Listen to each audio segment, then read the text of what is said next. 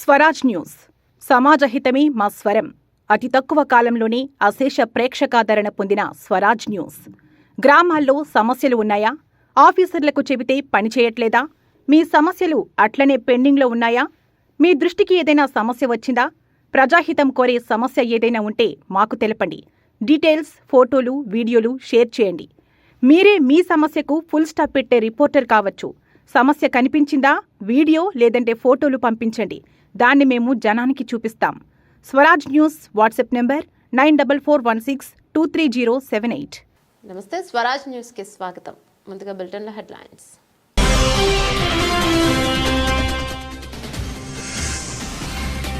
Colony వాసులను ఇబ్బంది పెడుతున్న కుక్కల యజమాని భాస్కర్. పిర్జాదిగూడ ఆదర్శ్ నగర్ రోడ్ నెంబర్ 1లో కాలనీ వాసుల ఆందోళన.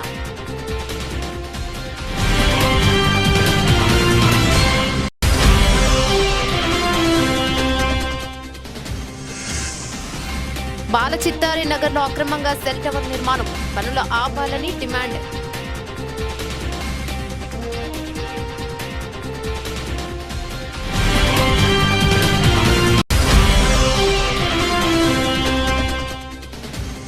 వాకింగ్ జర్నలిస్టులందరికీ ఇంటి స్థలాలతో పాటు డబుల్ బెడ్రూమ్స్ ఇండ్లు రాష్ట్ర ప్రభుత్వం అందజేయాలి. టీజేఎఫ్ జర్నలిస్టు సంఘాలు కలెక్టరేట్ కార్యాలయాన్ని ముట్టడి.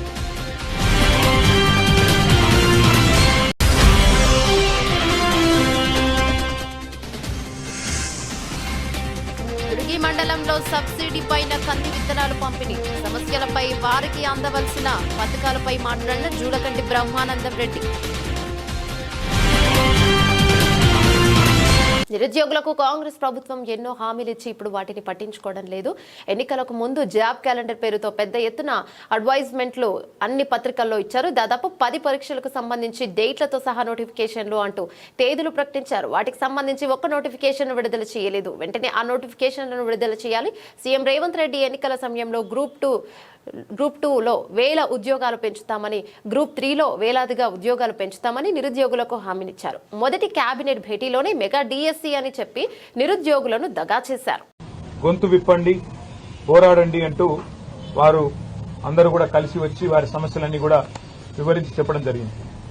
ప్రధానంగా వారు ఈరోజు లేవనెత్తిన అంశాల్లో కాంగ్రెస్ పార్టీ ఆనాడు ప్రతిపక్షంలో ఉన్నప్పుడు వార్షిక జాబ్ క్యాలెండర్ విడుదల చేస్తాము, ఒక పద్ధతి ప్రకారం రిక్రూట్మెంట్ చేస్తాము, ఏ నోటిఫికేషన్ ఏ రోజు వస్తుందో ముందే తారీఖుతో సహా తేదీతో సహా ప్రకటిస్తున్నామని చెప్పి పెద్ద ఎత్తున ఆనాడు పత్రికల్లోనే జాబ్ క్యాలెండర్ పేరిట అడ్వర్టైజ్మెంట్లు రిలీజ్ చేయడం జరిగింది. చాలా పెద్ద ఎత్తున తెలుగులో, ఇంగ్లీష్లో అన్ని రకాలుగా వారు విడుదల చేశారు. అందులో వారు చెప్పిన దానిలో ముఖ్యంగా మరి గ్రూప్ 1 జూన్ 1 నాడే విడుదల చేస్తాము, ఫిబ్రవరి 1 నాడు విడుదల చేస్తాము. గ్రూప్ 2 మరి ఏప్రిల్ 1 విడుదల చేస్తాము నోటిఫికేషను. గ్రూప్ 3 జూన్ 1 విడుదల చేస్తాము. గ్రూప్ 4 కూడా June 1. Assistant executive, assistant engineer, PR, R&B, RWS, అదేవిధంగా పబ్లిక్ హెల్త్ డిపార్ట్మెంట్ ఇవన్నీ కూడా మే 1 నాడు విడుదల చేస్తాము. అగ్రికల్చర్, హార్టికల్చర్, వెటర్నరీ పోస్టులకు సంబంధించి మే 1 నాడే జాబ్ క్యాలెండర్ విడుదల చేస్తాము, నోటిఫికేషన్ విడుదల చేస్తాము. Assistant motor vehicle inspectors, town planning officers, agriculture extension officers ఇవన్నింటికి సంబంధించి జూన్ 1 నాడు విడుదల చేస్తాము.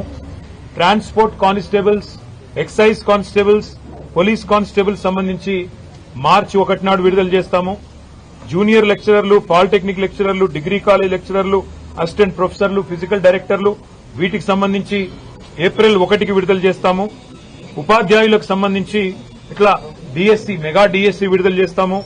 అదేవిధంగా విలేజ్ రెవెన్యూ ఆఫీసర్స్, జీపీ సెక్రటరీలు, మండల స్థాయి సాంకేతిక సిబ్బందికి 1 జూన్ నాడు విడుదల చేస్తామని చెప్పి దాదాపు 10 నోటిఫికేషన్లు ఏవైతే ఇప్పటికే ఇవ్వాల్సి ఉండెనో అవి ఇవ్వకుండా ఇచ్చిన మాటలు నీటి మూటలు అని తేల్చేసిన వైనం మన కళ్ళ ముంగట కనబడతా ఉన్నది. అదేవిధంగా గ్రూప్ 2 ఓ కాలనీలో ఓ ఇంట్లో 25 వీధి కుక్కలు. ఇదేంటని ప్రశ్నించగా మేం పోలీస్ డిపార్ట్మెంట్లో పనిచేస్తాం, ఎవరికి చెప్పుకుంటారో చెప్పుకోండి అని కాలనీ వాసులకు ఇబ్బంది పెడుతున్న కుక్కల యాజమాని భాస్కర్ తన భార్య జయ పిర్జాదిగూడ ఆదర్శ్ నగర్ రోడ్ నెంబర్ 1 కాలనీలో వాసులు ఆందోళనకు దిగారు. రోజు మార్నింగ్ సమయంలో విఘ్నేష్, సూరజ్ అనే విద్యార్థులు జిమ్ కు వెళ్లే సమయంలో ఆ కాలనీకి సంబంధించిన భాస్కర్, జయ అనే వ్యక్తి ఇంట్లో నుంచి సుమారు 9 వీధి కుక్కలు విద్యార్థులపై దాడి చేశాయి. వారికి గాయాలయ్యాయి. ఇదేంటని కుక్కల యాజమాని అడగా ఎవరికి చెప్పుకుంటారో చెప్పుకోండి, నేను పోలీస్ డిపార్ట్మెంట్ లో వర్క్ చేస్తామని విద్యార్థులను బెదిరించారు. కాలనీ వాసులు గత 2 సంవత్సరాల నుంచి వారికి కుక్కల బెడద ఉందని పలుమార్లు మున్సిపల్ కి ఫిర్యాదు చేసినా పట్టించుకోవడం లేదని కాలనీ వాసులు వాపోయారు. ఇప్పటికైనా ఈ సమస్య మీద చర్య తీసుకోవాలని వారు కోరారు. కాలనీ ప్రెసిడెంట్ రాజ్ కుమార్, సంగమేశ్వర్ రెడ్డి తదితరులు పాల్గొన్నారు. సూరజ్, మేము పొద్దున మార్నింగ్ జిమ్కి వెళ్ళడానికి సుమారు 7:30 ప్రాంతంకి మేము వెళ్తున్నాం. వెళ్ళేటప్పుడు ఇక్కడ దగ్గర 12-13 కుక్కలు ఉన్నాయి. అవి వచ్చేసి మా బైక్ మీద అటాక్ జరిగింది. అటాక్ చేస్తే స్కిడ్ అయ్యి కింద పడ్డాం. అయితే మొత్తం టెన్షన్లో మేము ఏం చేసినాం అర్థం కాలేదు. స్పీడ్ అయ్యేసరికి బండి మీద కింద పడ్డాం. దెబ్బలు తాకినాయి, చాలా బాగా రక్తం కారినట్టు దెబ్బలు తాకినాయి. ఇది ఆదర్శ నగర్ పిర్జాదిగూడ రోడ్.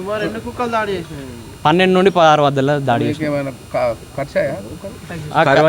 మీదికి వచ్చినాయి. అంటే మీదికి వచ్చేసరికి భయంతో మేము ఏం చేయాలో అర్థం కాక స్పీడ్ చేసినాం. బండి స్పీడ్ చేసేసరికి ఇక్కడ వాటర్ ఉన్నాయి అనమాట. పొద్దున అలికి వెళ్తారుగా, ఆ వాటర్తో కింద పడడం జరిగింది. బేసిక్గా ఈ కాలనీ కుక్కలు అంటే వీళ్ళకి ఫుడ్ పెడుతుర్రు అని తెలుసు. ఫుడ్ పెడతారు వీళ్ళు. 12-13 అట్లుంటాయి. స్ట్రీట్ డాగ్స్ వాళ్ళే పెంచుతున్నారు. అంటే మేము రూమ్ లో ఉంటాం, కొత్తగా వచ్చినాం. ఈ గత సంవత్సరం నుంచి చెప్తున్నామండి, కాలనీలో సుమారు ఒక 20 నుంచి 30 కుక్కల వరకు వీళ్ళు పెంచుతున్నారు. కుక్కలు పెంచుకోమని చెప్తున్నాం, మాకు తప్పేం, మేమేం వద్దని మేమేం చెప్పట్లేదు. కానీ పెంచుకుంటే ఒక కుక్క పెంచుకోమని చెప్పినాం. కానీ వీళ్ళు ఏం చేస్తున్నారంటే 20 నుంచి 30 కుక్కల్ని సాతున్నారు. మీరు ఇవి ఇన్ని అవసరం లేదండి మీకు అక్కడ పెంచుకోమని చెప్పానంటే మీరెవరా బాడకావులు, లంజగొడుకులు అని చెప్పి నానా రకాలుగా బూతులు తిడుతుందండి, పచ్చి బూతులు తిడుతుంది. ఏమనంటే మేము డిపార్ట్మెంట్ పోలీసు వాళ్ళము, మీరు మాకే చెప్తారా, మేము మిమ్మల్ని లోపలేస్తా అని చెప్పి మమ్మల్ని బెదిరిస్తుంది. కాలనీ అసోసియేషన్ ప్రెసిడెంట్ మాట్లాడుతున్నా. ఈ రకంగా మమ్మల్ని పిల్లలు పొద్దున్న లేస్తే పాలులు కానీ, పేపర్లు కానీ, లేకుంటే పొద్దున్న వెళ్ళే స్కూల్ పిల్లలు కానీ భయపడుతున్నారు, బయటికి రావాలంటే భయపడుతున్నారు. ఇంచుమించు ఇప్పుడు ఈ ఒక్క కుటుంబం చేయబట్టి సుమారు కాలనీలో ఒక 200 కుటుంబాలు చాలా ఇబ్బంది పడుతుందండి. మేము ఆల్రెడీ పోలీస్ కంప్లైంట్ ఇచ్చాము, మున్సిపల్ కమిషనర్ గారు కూడా ఇచ్చాం. కానీ వాళ్ళు ఇప్పటి వరకు ఎలాంటి ఇది యాక్షన్ తీసుకోవట్లేదు. మరి ఏమనంటే కుక్కలకు యాక్ట్ ఉందని చెప్పని అంటారు, మరి మనుషులకు లేదా యాక్ట్? మనుషులను ఇప్పుడు పొద్దున్న లేసే టీవీలలో, పేపర్లలో చూస్తున్నాం మనము. మనుషుల మీద పడి పీక్క తింటున్నాయి, మనుషుల్ని, పిల్లల్ని చంపేస్తున్నాయి. ఈ రకంగా మేము ఒకటి పెంచుకోమని చెప్పానంటే మా మీద దాడికి ఈరోజు మా మీద దాడి చేసి ఈరోజు కూడా ఇద్దరి మీద అటాక్ చేసిన కుక్కలు. ఎన్నిసార్లు చెప్పినా కానీ వాళ్ళు వినట్లేదు. దయచేసి గవర్నమెంట్ దీని మీద సానుకూలంగా స్పందించి దీని మీద యాక్షన్ తీసుకోవాలని మేము కాలనీ తరఫున మేము కోరుతున్నాం. స్థానిక కార్పొరేటర్ గారు కూడా కంప్లైంట్ ఇచ్చాము. ఆయన కూడా మున్సిపల్లో కంప్లైంట్ ఏమని చెప్పారు, కంప్లైంట్ ఇచ్చాము. కార్పొరేటర్ మీద కూడా మీరు కార్పొరేటర్ ఎవరికి కార్పొరేటర్ వాడోడు వీడోడు అని చెప్పి ఆమె నోటికి ఎంతో సంత మాట్లాడుతుంది. మొత్తం ఫ్యామిలీ మొత్తం కాలనీ మీద అటాక్ చేసి కాలనీ అందరూ అదరగొడతారు. ఒక 4 మెంబర్స్ కాలనీలో ఉన్న 200 మంది మీద వీళ్ళు అరాచకం చేస్తారండి. కావాలని మమ్మల్ని ఇబ్బంది చేయడానికి, కాలనీలో భయభ్రాంతులను చేయడానికి ఇలాంటి కుక్కలను పెంచి మా మీద ఉసిగొలుపుతున్నాడు మాకైతే అనిపిస్తుంది. దయచేసి గవర్నమెంట్ పెంపుడు కుక్కలు కావండి ఇవి, స్ట్రీట్ డాగ్స్ని 1-2 స్ట్రీట్ డాగ్స్ని తీసుకొచ్చి సుమారు ఇవాళ ఒక 30 కుక్కలను తయారు చేసింది ఆమె. మేము కుక్కలను పెంచుకోమని చెప్తున్నాం కానీ వద్దని మేమేం చెప్పట్లేదు. ఒక కుక్కను పెంచుకోండి, 1-2 మీకు అంత కుక్కల మీద ప్రేమ విశ్వాసం ఉంటే 1-2 కుక్కలను పెంచుకోండి. అంతేగాని 30 కుక్కలను 20 కుక్కలను పెంచి పిల్లల మీద అటాక్ అవుతుంటే పిల్లల మీద ఈరోజు ఇద్దరి మీద అటాక్ చేసింది, రేపు ఇంకొకరి మీద అటాక్ అవుతుంది. మేము గవర్నమెంట్ దయచేసి దీని మీద యాక్షన్ తీసుకోవాలని చెప్పి మేము కాలనీ తరఫున, మేము అసోసియేషన్ తరఫున మేము రిక్వెస్ట్ చేస్తున్నాం. బోడుప్పల్ మున్సిపల్ కార్పొరేషన్ పరిధిలోని బాలచిత్తారి నగర్లో అక్రమంగా సెల్ టవర్ నిర్మాణం. దీనిని బోడుప్పల్ సీనియర్ కాంగ్రెస్ నాయకుడు పడతం లోకేష్ ఆధ్వర్యంలో పనులు నిలిపివేయడం జరిగింది. తక్షణమే దీన్ని కమిషనర్ గారికి కాలనీవాసులు తెలియజేయాలని, పనులను ఆపాలని డిమాండ్ చేశారు. ఫోన్ల వేగం పెరుగుతున్న కొద్దీ యువత, పిల్లలు వాటికి మరింత అతుక్కుపోతున్నారు. సెల్ ఫోన్లు టవర్ల నుంచి వెలువడే రేడియేషన్ ప్రాణాలకు ప్రమాదమని ఈ మధ్యకాలంలో అనేక మంది నోటి నుండి వినిపిస్తున్న మాటలు. సెల్ ఫోన్లు జనం చేతుల్లోకి వచ్చినప్పటి నుంచే కొన్ని భయాలు రాజ్యమేలు పేలుతున్న మాట నిజం. సెల్ టవర్ల రేడియేషన్ వల్ల చర్మ సమస్యలు వస్తాయని, క్యాన్సర్ కూడా వస్తుందనే ప్రచారం కూడా ఉంది. గర్భిణీ స్త్రీలకు వీటి ద్వారా ప్రమాదకరం. విద్యుద్దాయక సంకేతాలపై జరిపిన విస్తృత పరిశోధనల్లో మొబైల్ టవర్ నుంచి వచ్చే రేడియేషన్ ఎటువంటి హానికరమైన ఆరోగ్య సమస్యలను కలిగించిందని తేలింది. ఇక సెల్ ఫోన్ తరంగాలు మన శరీరంలోని కణాలను వేడెక్కించడమే. రేడియేషన్ కణాలు వేడెక్కడం ద్వారా వాటి పనితీరు, జన్యు నిర్మాణం దెబ్బతింటుంది. సెల్ ఫోన్ రేడియేషన్ ఆ స్థాయిలో లేదన్నది చాలా మంది అభిప్రాయం. ప్రభుత్వం సూచించిన సురక్షిత పరిమితుల మేరకే ఫోన్ రేడియేషన్ ఉంటుందన్నది వారి వాదన. ఈ వివాదం లేనంత వరకు వాటి వినియోగంలో కాస్త జాగ్రత్త వహించడంలో నష్టమేమీ లేదు. ఉంచుకోవడం మొక్కలు. ఇక ఇలాంటి సెల్ టవర్లను జనావాసాల మధ్య నిర్మించడమే అంత శ్రేయస్సు కాదని పలువురి అభిప్రాయం. తక్షణమే ఇలాంటి సెల్ టవర్లను నిలిపివేయాలని కాలనీవాసులు డిమాండ్ చేశారు. ఇందులో కాలనీవాసులు పాల్గొన్నారు. ఇందులో colony president Shankaraiah, Padatham Lokesh, Jayakrishna, Hanumanthu, Narayana, Narasimharaju, Venkatareddy, Lakshminarayana, BN Pati, Ramakrishna, Sai మరియు కాలనీవాసులు పాల్గొన్నారు. చాలా మంది చిన్నపిల్లలు, పెద్దవాళ్ళు చాలా మంది ఉన్నారు. రేడియేషన్ వల్ల చాలా మందికి ఇబ్బందులు వస్తాయి. దానివల్ల దీన్ని తొందరనే ఆపేయాలని కాలనీ వెల్ఫేర్ ద్వారా కోరుకుంటున్నాను. నిర్మాణిస్తుంది కాబట్టి మా కాలనీకి అందరికీ వ్యతిరేకం. మేము నిలవాడని పెట్టనీయమని కోరుకుంటున్నాము. లేదంటే మున్సిపాలిటీ దగ్గర ధర్నా చేయగలం. కూడా మరి పాఠశాలగా చిన్నపిల్లలు కూడా ఉన్నది కాబట్టి వాళ్ళకు కూడా ఇబ్బంది అవుతుంది కాబట్టి ఇవన్నీ దృష్టిలో పెట్టుకుని అధికారులకు మరి వెంటనే ఆ సెల్ టవర్ నిర్మాణ అనుమతులు రద్దు చేయాలని చెప్పేసి కోరుతా ఉన్నాం. మరి నిబంధనలకు విరుద్ధంగా సెల్ టవర్ నిర్మాణం చేస్తున్నారు కాబట్టి మరి ప్రజా అభిప్రాయం తీసుకొని ఈ సెల్ టవర్ నిర్మాణం చేయాల్సిన అవసరం మరి అధికారులపై ఉంటుంది కాబట్టి మరి ప్రజలు వ్యతిరేకించినప్పుడు మరి ఆ సెల్ టవర్ యొక్క నిర్మాణం రద్దు చేయాలని చెప్పేసి కోరుకుంటా ఉన్నాం. బొల్లిగూడ బాలచిత్రనాథ్ కాలనీలో మరి అక్రమంగా ఎలాంటి మున్సిపల్ అనుమతులు లేకుండా ఎయిర్టెల్ సెల్ టవర్ నిర్మాణం చేసినటువంటి సంబంధించిన వ్యక్తులందరికీ పూర్తిగా కాలనీ వెల్ఫేర్ అసోసియేషన్ ఆధ్వర్యంలో వచ్చి అడ్డుకోవడం జరిగింది. ఈ యొక్క సెల్ టవర్ నిర్మాణం చేయడం వల్ల చుట్టుపక్కల ఉన్నటువంటి చిన్న పిల్లలకు కానీ మరి వృద్ధులకు కానీ రేడియో ధార్మిక ప్రభావం వల్ల మరి వివిధ రకాలుగా అనారోగ్యాలకు గురవుతారు కాబట్టి ఆ సందర్భంగా కాలనీ వెల్ఫేర్ అసోసియేషన్లు అందరం కలిసి ఈ యొక్క సెల్ నిర్మాణం టవర్ని ఆపడం జరిగింది. అధికారులు కూడా ఇటు విషయంపై స్పందించి మరి వాళ్ళు ఈ సెల్ నిర్మాణదారులు ఏమంటారంటే మున్సిపల్ నుంచి పర్మిషన్ మేము తీసుకొని రావడం జరిగింది. మరి ఆ మున్సిపల్ పర్మిషన్ ఇచ్చింది కాబట్టి ఇక్కడ మేము సెల్ టవర్ నిర్మాణం చేస్తున్నాం అని చెప్తున్నారు వాళ్ళు. కానీ మున్సిపల్ అధికారులకు విజ్ఞప్తి చేస్తూ ఉన్నా మరి దీని మీద కమిషనర్ గారు కూడా మరి వెంటనే ఇచ్చిన అనుమతిని రద్దు చేయాలి. లేని పక్షంలో మరి కాలనీ వెల్ఫేర్ అసోసియేషన్ల గతంలో కూడా మేమందరం కూడా కాలనీ వెల్ఫేర్ అసోసియేషన్ కూర్చొని మరి ఇక్కడ ఎలాంటి నూతన సెల్ టవర్ నిర్మాణం చేయకూడదని మరి ఉన్న సెల్ టవర్లను కూడా తొలగించాలని చెప్పేసి అని గత 4 ఇయర్స్ నుంచి కూడా మీ కాలనీ వాళ్ళందరం కూడా వెల్ఫేర్ అసోసియేషన్లో తీర్మానం చేసుకోవడం జరిగింది. దానికి అనుగుణంగానే గతంలో కూడా ఇక్కడ సెల్ టవర్ నిర్మాణం చేపడుతుంటే మరి కాలనీ వాళ్ళందరూ అడ్డుకొని దాన్ని మేము నిలిపేయడం జరిగింది. మరి అదేవిధంగా మరి ఈ బిల్డింగ్ పైన మెయిన్ రోడ్ పై బిల్డింగ్ పై కూడా మరి సెల్ టవర్ నిర్మాణం జరుగుతుంది కాబట్టి మరి అధికారులు వెంటనే స్పందించి అట్టి నిర్మాణం సెల్ టవర్ని అడ్డుకోవాలి. మరి అదేవిధంగా ఇచ్చిన అనుమతిని కూడా రద్దు చేయాలని చెప్పేసి అని మరి నేను కాలనీ వెల్ఫేర్ అసోసియేషన్ తరపు నుంచి నేను విజ్ఞప్తి చేస్తూ ఉన్నా. దయచేసి ఇప్పటికైనా అధికారులు మరి కాలనీ వెల్ఫేర్ అసోసియేషన్ ఎలాంటి అలా అనుమతి లేకుండా ఇటువంటి సెల్ టవర్ నిర్మాణం చేయకూడదని చెప్పేసి అని మరి అధికారులకు నేను సూచిస్తున్నా.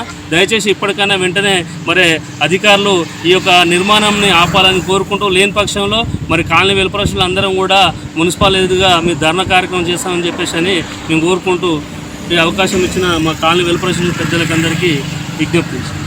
కుమ్రమి ఆసిఫాబాద్ జిల్లా సిర్పూర్ నియోజకవర్గంలో పనిచేస్తున్న జర్నలిస్టులకు అక్రెడిటేషన్ కార్డుతో పని లేకుండా వర్కింగ్ జర్నలిస్టులందరికీ ఇంటి స్థలాలతో పాటు డబుల్ బెడ్రూమ్ ఇండ్లు రాష్ట్ర ప్రభుత్వం అందజేయాలని జేడీఎఫ్ జర్నలిస్టు సంఘాలు కలెక్టరేట్ కార్యాలయాన్ని ముట్టడించాయి. ఈ సందర్భంగా జర్నలిస్టు సంఘాల నాయకులు మాట్లాడుతూ ఎలాంటి ఆధారాలు లేకుండా కొన్ని పోలీస్ స్టేషన్లో జర్నలిస్టులపై అక్రమ కేసులు బనాయిస్తున్నారని, అలాంటివి తెలంగాణ రాష్ట్రంలో ఎక్కడా జరగకుండా రాష్ట్ర ప్రభుత్వం చర్యలు తీసుకోవాలని డిమాండ్ చేశారు. ఈ కార్యక్రమంలో సిర్పూర్ నియోజకవర్గం వివిధ మండలాల జర్నలిస్టులు తదితరులు పాల్గొన్నారు.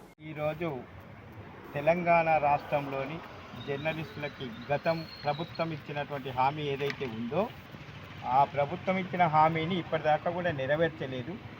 నూతన ప్రభుత్వం రేవంత్ రెడ్డి నాయకత్వంలో ఏర్పడినటువంటి ప్రభుత్వం కూడా జర్నలిస్టులకి మొదటి ప్రాధాన్యతనిస్తూ జర్నలిస్టుల సమస్య పరిష్కరిస్తామని చెప్పి హామీ ఇవ్వడం జరిగింది. మేము ఒకటే కోరుతున్నాం, మేమేమి పెద్ద గొంతమ్మ కోరికలు కోరడం లేదు. గత ప్రభుత్వం 10 సంవత్సరాలు టైంపాస్ చేసి జర్నలిస్టులకే మొదటి ప్రాధాన్యత అని చెప్పి మరి డబుల్ బెడ్రూమ్లు అన్నారు, ఇంటికి జాగాలు ఇస్తామన్నారు. కానీ ఏది కూడా గత ప్రభుత్వం నెరవేర్చలేదు. ప్రస్తుతం కొనసాగుతున్నటువంటి ప్రభుత్వంలో కూడా ఎలాంటి ఆంక్షలు లేకుండా, ఎలాంటి విధానాలు లేకుండా బేషరతుగా జర్నలిస్టులు అందరికీ కూడా ఇల్లు లేదా ఇంటి జాగాలు కేటాయించాలనేటువంటి ప్రధాన లక్ష్యంతో జర్నలిస్టులపై జరుగుతున్న అక్రమ దాడులని అరికట్టాలని మనం పోరాడుతున్నాం. ఈ పోరాటంలో మన జర్నలిస్టులందరూ కూడా ఇంట్లో రెక్కాడితే డొక్కాడే పరిస్థితి. మళ్ళీ ఇక్కడ మనకు తెల్లంగేసుకొని కనబడతాం, కానీ మన ఇళ్లల్లో మన పరిస్థితి ఏందో మనకు తెలుసు. కాబట్టి జర్నలిస్టులు దర్జాగా ఎదుగుతారు, వాళ్ళకెందుకు ఫ్రీగా ఇవ్వాలి, వాళ్ళకెందుకు వసతులు కల్పించాలనేటువంటి విమర్శలు కూడా వస్తాయి. కానీ జర్నలిస్ట్ యొక్క నిజ జీవితం చాలా దుర్భరంగా ఉంటుంది. నిజమైన జర్నలిస్టులకు జరుగుతున్నటువంటి అన్యాయాలు చాలా చెప్పుకోవటానికి కూడా మాటలు సరిపోనంత దీన పరిస్థితులలో ఉన్నాయి. కాబట్టి దీన్ని డీజేఎఫ్ ఒకటే కోరుతుంది, ఏమంటే డెమోక్రటిక్ జర్నలిస్ట్ ఫెడరేషన్ ఏదైతే ఉందో ఈ జర్నలిస్టులందరికీ కూడా ఎలాంటి షరతులు విధించకుండా మొదటి ప్రాధాన్యతగా ఇల్లు లేదా ఇంటి జాగాలు కేటాయించాలనేది ప్రధాన అంశంగా మేము డీజేఎఫ్ ఆధ్వర్యంలో అన్ని జిల్లా కార్యాలయాల ముందు నిరసన కార్యక్రమాలు జరుపుతూ మెమరాండాల ద్వారా కోరుతున్నాం. ఏం కోరుతున్నాం? ఆయన ఏ జర్నలిస్ట్ అనేది కాదు, జర్నలిస్టు వృత్తిలో కొనసాగుతున్న వాళ్ళందరికీ ఏదో ఒక బేస్ చేయాలి. ఏదంటే 3 సంవత్సరాలతో 2 సంవత్సరాలతో ఏ నిర్ణయం చేస్తావో చేసి తప్పకుండా కింది స్థాయి నుంచి జర్నలిస్టులకి ఇండ్ల జాగాలు కేటాయించాలనేది ప్రధాన లక్ష్యంగా ఇవాళ డీజేఎఫ్ ముందుకెళ్తుంది. ఈ డీజేఎఫ్ ఆధ్వర్యంలో మిగతా జర్నలిస్ట్ సంఘాలను కూడా కలిసి రమ్మంటున్నాం. ఎందుకంటే నిజంగా జర్నలిస్టుల కోసం జర్నలిస్ట్ సంఘాలు పనిచేసి ఉంటే వాళ్ళ జర్నలిస్టులు అందరూ ఈ దీన స్థితిలో ఎందుకు ఉండేవాళ్ళు? నిజంగా మొదటి ప్రాధాన్యతనే కనుక జర్నలిస్టులకి ప్రభుత్వాలు అమలు చేసి ఉంటే వాళ్ళ జర్నలిస్టులకు ఎందుకు ఇల్లు లేవు? కాబట్టి అక్రమ దాడులను వెంటనే నిలిపివేయాలి, అక్రమ కేసులను అన్ని ఎత్తివేయాలి. ప్రధానంగా ఎదుర్కొంటున్నటువంటి ఈ మరి దారిద్ర్య రేఖకు దిగువన కొనసాగుతున్న విలేకరుల సమస్యను మొదటి ప్రాధాన్యతగా తీసుకొని ఈ ప్రభుత్వం పరిష్కరించాలనేటువంటి ప్రధాన లక్ష్యం మీద డీజేఎఫ్ ముందుకు పోతుంది. డీజేఎఫ్ ఆధ్వర్యంలో మనం రాష్ట్ర వ్యాప్తంగా ఉద్యమిస్తున్నాం. మరి మన ఉద్యమాన్ని చూసినటువంటి ప్రభుత్వం కూడా ఆలోచనలు పడింది. కాబట్టి అతి త్వరలో జర్నలిస్టులందరికీ కూడా అంతటా కూడా మొదటి ప్రాధాన్యత కింద జర్నలిస్ట్ కోటా కేటాయించి జర్నలిస్ట్ అందరికీ కూడా ఇల్లు లేదా ఇంటి జాగాలు కేటాయించాలి, అక్రమ కేసులు ఎత్తివేయాలని ప్రధాన డిమాండ్ తోటి మనం ముందుకెళ్తున్నాము. ఈ ఎడ్యుకేషన్లో కూడా మన ప్రాధాన్యతను తగ్గిస్తున్నారు. ఎడ్యుకేషన్ మాచర్ల నియోజకవర్గ దుర్గి మండలంలో సబ్సిడీ పైన కంది విత్తనాలు పంపిణీ చేసిన అనంతరం రైతుల సమస్యలపై వారికి అందవలసిన పథకాలపై మాట్లాడిన జూలకంటి బ్రహ్మానందరెడ్డి. రిజర్వాయర్ కట్టడం మూలంగా ఇక్కడ వర్షాభావ పరిస్థితులు ఏర్పడతాయి. ఈ ప్రాంత రైతాంగం నష్టపోతుంది. కాబట్టి ముందుగా ఆదుకోవాల్సింది ఈ ప్రాంత రైతాంగాన్ని అని చెప్పేసి ఆనాడే నాగార్జున సాగర్ ప్రాజెక్టు నిర్మాణ సమయంలోనే కోస్లా కమిటీ తన నివేదికలో పేర్కొనటం జరిగింది. దురదృష్టవశాత్తు అనేక కారణాలతోటి మరి ఈ రోజు వరకు కార్యరూపం దాల్చలేదు. ఈ రాబోయే 2-3 సంవత్సరాల్లో ఫస్ట్ ఫేజ్ అయిపోతుంది. ఒక సంవత్సరంలో రెండో ఫేజ్ కూడా మళ్ళీ ఆ తర్వాత వెంటనే ప్రారంభించే విధంగా మన ప్రియతమ ముఖ్యమంత్రి గౌరవనీయులు శ్రీ నారా చంద్రబాబు నాయుడు గారు చర్యలు తీసుకుంటారు.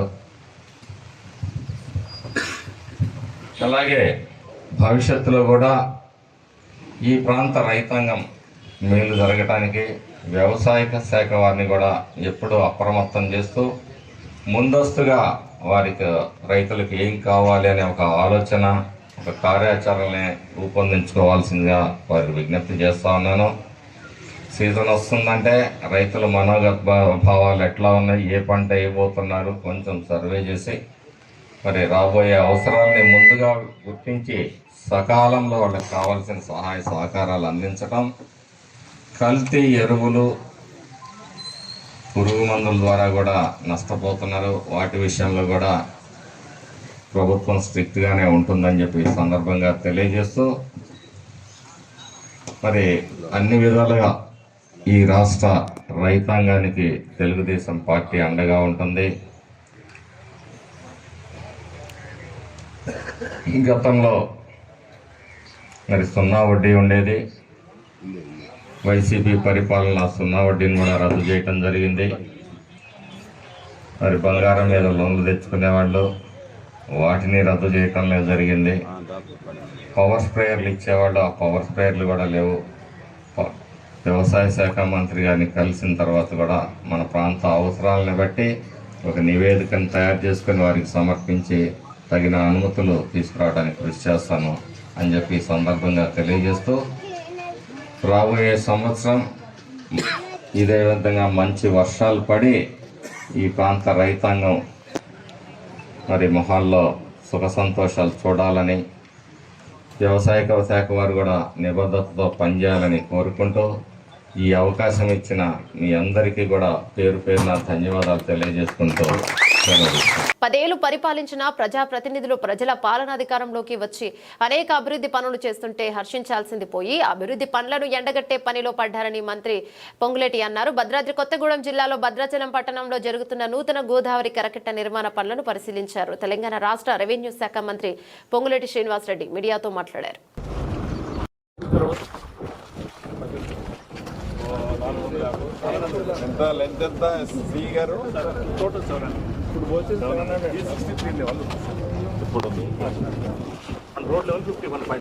ఇది మన 75 ఫీట్ ఉంటాయి.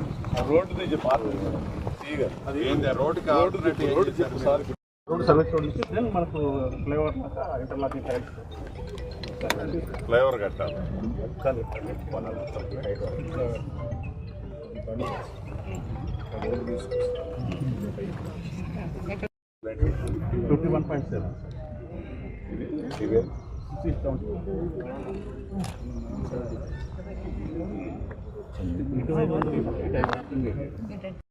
సారీ ఎమ్మెల్సీ గారే తీసుకెళ్ళి 16 ఉంటే మనం 33 చేయించినాం. 33 చేయించి ఇప్పుడు అది అదనంగా ఇప్పుడు 44 లాంగ్ అయితే ఇప్పుడు 44 కోట్లు అది ఇది అదనంగా ఇప్పుడు రోడ్డు ఇప్పుడు వాళ్ళు చెప్పే ఆ రోడ్డు అంటే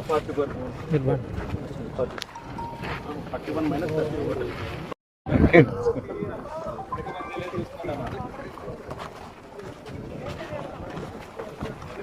ఇప్పుడు దీనివల్ల ఉపయోగం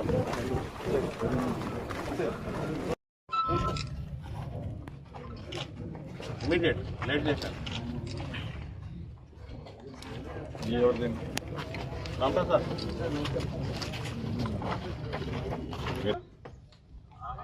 సార్ ఎవరు కాదు కదా,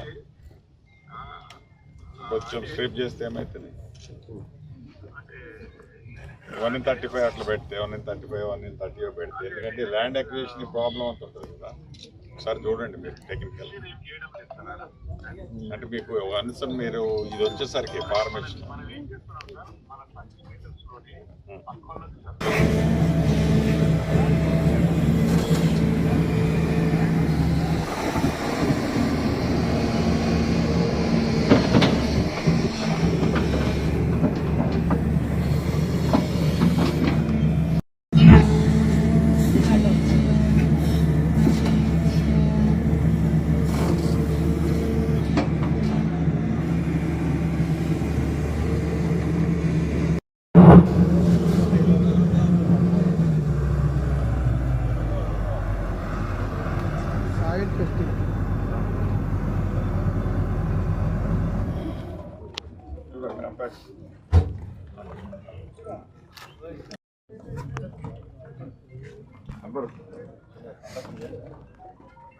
వర్షం బాగుంది.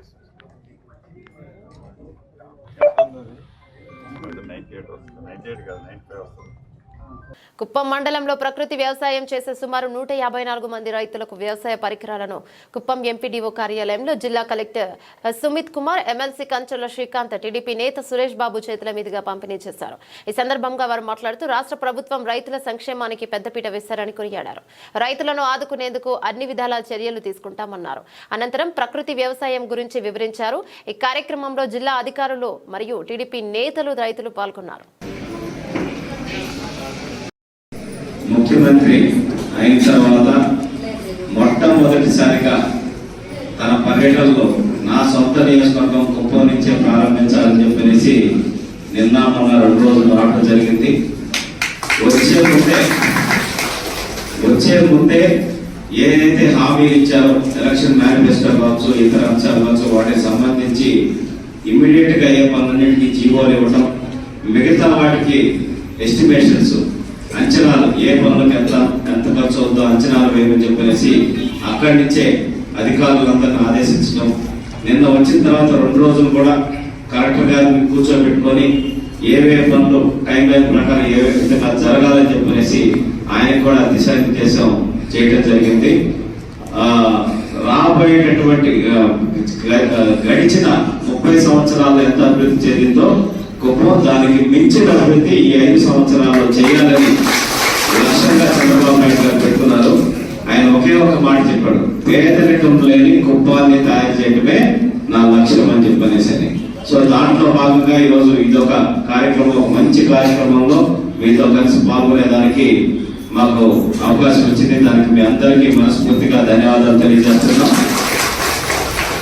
చంద్రబాబు నాయుడు గారు ఎప్పుడు దూరదృష్టితో ఆలోచిస్తాడు అనే దానికి ఉదాహరణ ఈ ప్రకృతి వ్యవసాయం అనేది 2014లో సుభాష్ పాలేకర్ గారు, ఆయన దీనికి మెయిన్ మహారాష్ట్రకు సంబంధించిన ఒక సామాజిక వేత్త. ఆయన ప్రకృతి వ్యవసాయం ద్వారా మన ఆరోగ్యాన్ని కాపాడుకోవచ్చు, అట్లాగే మంచి లాభాలు కూడా పొందొచ్చు, భూమి కూడా బాగుంటుంది, రసాయనాలు ఇవన్నీ లేకుండా అని చెప్పేసి ఆయన ఒక పెద్ద ఉద్యమం లాగా స్టార్ట్ చేసి ఎన్నో రాష్ట్రాల్లో దాన్ని దిగ్విజయంగా ఎన్నో వేల మంది రైతులకి శిక్షణ చేయడం జరిగింది. 2014 నుంచి 19 మధ్య నేను జెడ్పీటీసీ సభ్యుడిగా ఉన్నాను కందుకూరులో. అక్కడ కూడా సుభాష్ పాలేకర్ సూర్యాపేట పట్టణ అభివృద్ధి విషయంలో తెలంగాణ రాష్ట్ర ప్రభుత్వం మంజూరు చేసిన SDF-UDF నిధులు 80 కోట్ల రూపాయలు పనులు మంజూరై ప్రారంభమైన తర్వాత వెనక్కి వెళ్లాయని కాంగ్రెస్ కౌన్సిలర్లు వెనక్కి పోయిన నిధుల గురించి మాట్లాడకుండా వచ్చిన 3,35 లక్షల రూపాయల గురించి మాట్లాడడం విచారకరమని సూర్యాపేట మున్సిపల్ చైర్పర్సన్ పెరుమాల అన్నపూర్ణ అన్నారు. గురువారం సూర్యాపేట మున్సిపల్ కార్యాలయంలో ఏర్పాటు చేసిన సాధారణ సమావేశం అనంతరం విలేకరులతో మాట్లాడారు. ప్రతిపక్ష కౌన్సిలర్లు ప్రతి అంశాన్ని వివాదం చేయడమే లక్ష్యంగా సమావేశానికి వచ్చారని, చైర్పర్సన్ అంటే కనీస గౌరవం లేకుండా ఇష్టానుసారంగా మాట్లాడారని ఆరోపించారు. పత్రికా విలేకరులకు నమస్కారం. ముఖ్యంగా సూర్యాపేట పట్టణ ప్రజలకి ఈరోజు జరిగిన మున్సిపల్ సమావేశం అనేది చాలా ముఖ్యమైన సమావేశం. ఎందుకంటే ఈరోజు సూర్యాపేటలో మిషన్ భగీరథ నీళ్లు ఎన్ని వస్తున్నాయి, అవంతిపురం నుంచి సూర్యాపేటకి ఎన్ని నీళ్ళు వస్తున్నాయి, ఆ నీళ్లు ఎటుపోతున్నాయి అనే అంశం మీద మేము మాట్లాడడం జరిగింది. ఆ నీళ్ళని సూర్యాపేట పట్టణ ప్రజలకు అందియకుండా తక్కువ చేసి నీళ్ళని అందిస్తున్నారు. మిగతా నీళ్ళని ఎక్కువ శాతం మీరు కోదాడకి తరలిస్తున్నారు. ఆ విధంగా ఏ విధంగా తరలిస్తున్నారని చెప్తే ఇక్కడ ఉన్న కాంగ్రెస్ పార్టీ అయితేంది, బీజేపీ పార్టీ అయితేంది, ఇంకా కొంతమంది బీఎస్పీ పార్టీ వారు ఉన్నారు. వారిని అందరూ మూకుమ్మడిగా అందరూ 3 పార్టీలు ఏకమై దాని గురించి మాట్లాడనివ్వట్లేదు. అలాగే సూర్యాపేట మెడికల్ కాలేజ్ ఉన్నది. మెడికల్ కాలేజ్లో మెడికల్ హాస్పిటల్ ఉన్నది. మెడికల్ హాస్పిటల్లో సక్రమంగా పనులు జరగట్లేవని చెప్పేసి మేము మాట్లాడడం జరిగింది. అది మాట్లాడుతుంటే కూడా వీళ్ళు ఏది పట్టించుకోకుండా వాళ్ళ ఇష్టం రీతిగా వాళ్ళ ఇష్టానుసారంగా ఏది పడితే అది మాట్లాడడం జరుగుతుంది. అదేవిధంగా సూర్యాపేటకి స్పెషల్ డెవలప్మెంట్ ఫండ్ కింద 50 కోట్ల రూపాయలు వచ్చినాయి. అర్బన్ డెవలప్మెంట్ కింద 30 కోట్ల రూపాయలు వచ్చినాయి. వాటిని టెండర్లు పిలవడం జరిగింది. కొంత వర్క్ జరిగింది. ఆ టెండర్ల తర్వాత వర్క్ ఆర్డర్స్ కూడా ఇవ్వడం జరిగింది. ఆ ఫండును మొత్తం మళ్ళీ ఇప్పుడు ఉన్న తెలంగాణ రాష్ట్ర గవర్నమెంట్ వెనక్కి తీసుకోవడం జరిగింది. అరే దాని మీద ఆ పైసలు ఎట్లా రావాలి, సూర్యాపేట ఏ విధంగా డెవలప్ చేయాలి అని చెప్పేసి అడుగుతుంటే దాన్ని కూడా తప్పుదోవ పట్టించి ఇక్కడ 3,30,00,000 రూపాయల గురించి మాట్లాడుతున్నారు. తుమ్మల నాగేశ్వరరావు గారు సూర్యాపేటకి 10 కోట్లు ఇచ్చారు. 10 కోట్లు ఇస్తే దాంట్లో 3,30,000 కోట్ల గురించి మాట్లాడుతున్నారు. అది ఎందుకు మాట్లాడుతున్నారు, ఏంది ఇప్పుడు పోయిన పైసల గురించి ఏంటంటే దాని గురించి సమాధానం లేదు. ఇక్కడ సూర్యాపేటలో పట్టణ ప్రజలు ఎప్పుడు ఏం జరుగుతుందా అని చెప్పేసి అందరూ భయంగా జీవిస్తున్నారు. అసలు టౌన్ ప్లానింగ్ నుంచి మీరు ఎంతమందికి ఇళ్ళ మీద నోటీసులు ఇచ్చారు, వేటికి నోటీసులు ఇచ్చారు అని చెప్పేసి మేము అడిగితే ఇప్పుడు ఉన్న ప్రస్తుతం ఉన్న టౌన్ ప్లానింగ్ ఆఫీసర్ నేను 30 నోటీసులు ఇచ్చిన, అంతకంటే ఎక్కువ నాకు తెలియదు అని చెప్పేసి చెప్తున్నారు. గతంలో ఎన్ని ఇచ్చారు అని అంటే మేము 200 దాకా ఇచ్చినామని చెప్పేసి చెప్తున్నారు. అది కూడా మాట్లాడనీయకుండా అడ్డం కలిగి ఇష్టం ఉన్నట్టు మాట్లాడుతున్నారు. ఇక్కడ సూర్యాపేటలో మాత్రం ఎక్కడ ఏది ఉందో మాత్రం తెలియదు, కానీ సూర్యాపేటలో మాత్రం అరాచక పాలన జరుగుతున్నది. ఇక్కడ ఎవరు ఏ విధంగా బతకాలి, ఏ విధంగా ఉండాలి అని చెప్పేసి మేము ఆలోచిస్తుంటే వీళ్ళు సూర్యాపేట ప్రజల్ని భయభ్రాంతులకు గురి చేయడం, సూర్యాపేట ప్రజల్ని ఏ విధంగా ఏం చేయాలని చెప్పేసి ఆలోచిస్తున్నారు. కాబట్టి ఇది ఖచ్చితంగా కాంగ్రెస్ పార్టీ మరియు బీజేపీ పార్టీ ఇక్కడ కలిసి నాటకాలు ఆడుతూ ఇక్కడ దళిత మహిళైన చైర్మన్ గారిని చాలా ఇబ్బందులకు గురి చేస్తున్నారు. కాబట్టి సూర్యాపేట పట్టణ ప్రజలు మీకే తెలవాలి మీరు ఏం చేస్తున్నారు, నెక్స్ట్ ఏం చేయాలనుకుంటున్నారు. కాబట్టి ఈ అవకాశం ఇచ్చిన ప్రతి ఒక్కరికి, పత్రికా విలేకరులకి ధన్యవాదాలు. వ్యాపార రంగంలోనూ ప్రజాహితాన్ని చూసిన ఏకైక వ్యక్తి రామోజీరావు అని ముఖ్యమంత్రి నారా చంద్రబాబు నాయుడు కొనియాడారు. సమాజం కోసం ఆలోచించి వ్యాపార, సినీ, సేవా, పత్రికా రంగంలో రామోజీరావు తనకు తానే సాటిగా నిలిచారన్నారు. విలువలతో పత్రికను నడిపిన అక్షర యోధులు రామోజీరావు అన్నారు. కానూరులోని అనుమోలు గార్డెన్స్ లో ఏర్పాటు చేసిన రామోజీరావు సంస్మరణ సభకు తన సతీమణి భువనేశ్వరితో కలిసి సీఎం చంద్రబాబు గురువారం హాజరయ్యారు. సభా ప్రాంగణంలో ఏర్పాటు చేసిన రామోజీరావు ఫోటో ఎగ్జిబిషన్ ను తిలకించారు.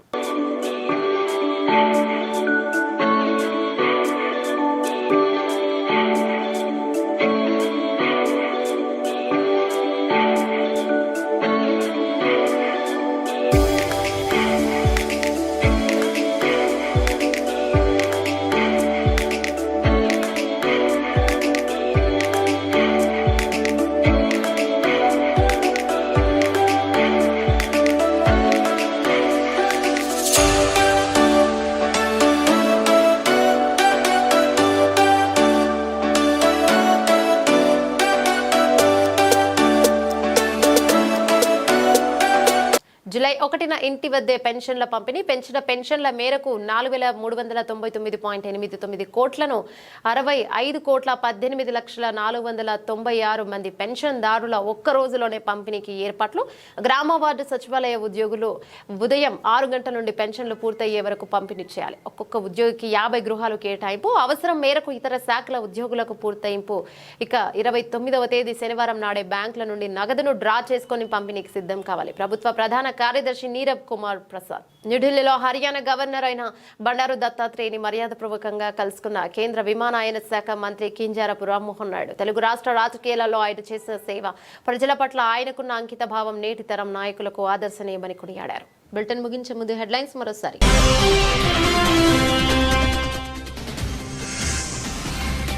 కాలనీ వాసులను ఇబ్బంది పెడుతున్న కుక్కల యాజమాని భాస్కర్. పిర్జాదిగూడ ఆదర్శ్ నగర్ రోడ్ నెంబర్ 1లో కాలనీ వాసుల ఆందోళన.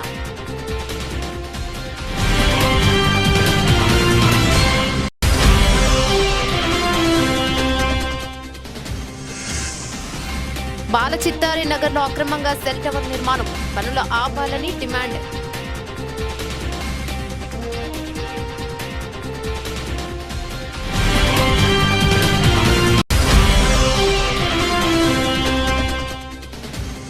వాకింగ్ జర్నలిస్టులందరికీ ఇంటి స్థలాలతో పాటు డబుల్ బెడ్రూమ్స్ ఇండ్లు రాష్ట్ర ప్రభుత్వం అందజేయాలి. టీజేఎఫ్ జర్నలిస్టు సంఘాలు కలెక్టరేట్ కార్యాలయాన్ని ముట్టడి.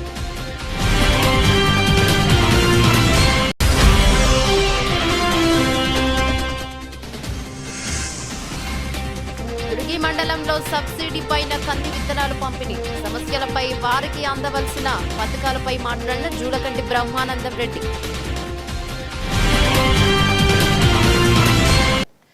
ఇవే బులెటిన్లోని అప్డేట్స్.